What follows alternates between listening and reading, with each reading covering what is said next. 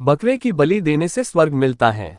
बुद्ध की बलि। एक गांव में यज्ञ हो रहा था और गांव का राजा एक बकरे को चढ़ा रहा था।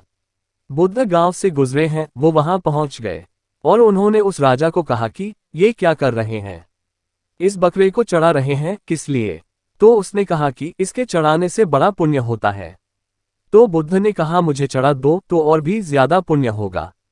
वो राजा थोड़ा डरा। बकरे की बलि चढ़ाने में कोई हर्जा नहीं, लेकिन बुद्ध को चढ़ाना, उसके भी हाथ पैर कांप गए।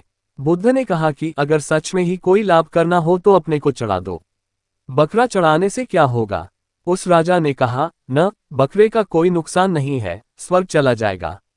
बुद्ध ने कहा, यह बहुत ही अच्छा है, मैं स्वर्ग की तलाश कर रहा हूं, तुम मुझे चढ़ा दो, तुम मुझे स्वर्ग भेज दो। और तुम अपने माता पिता को क्यों नहीं भेजते स्वर्ग और खुद को क्यों रोके हुए हो? जब स्वर्ग जाने की ऐसी सरल तुम्हें सुगम तरकीब मिल गई है तो काट लो गर्दन। बकरे को बेचारे को क्यों भेज रहे हो जो शायद जाना भी न चाहता हो स्वर्ग? बकरे को खुद ही चुनने दो कहाँ उसे जाना है।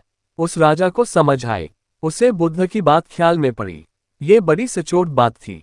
आदमी ने सब चढ़ाया है, धन चढ़ाया, फूल चढ़ाए।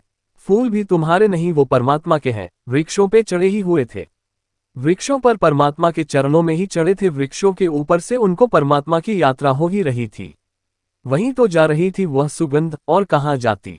तुमने उनको वृक्षों से तोड़ के मुर्दा कर लिया और फिर मुर्दा फूलों को जाके मंदिर में चढ़ाए और समझे कि बड़ा काम कर आए हो। कभी धूप दीप जलाए कि कभी जानवर चढ़ाए कि कभी आदमी भी चढ़ा दिए। अपने को कब चढ़ाओगे? और जो अपने को चढ़ाता है वही उसे पाता है।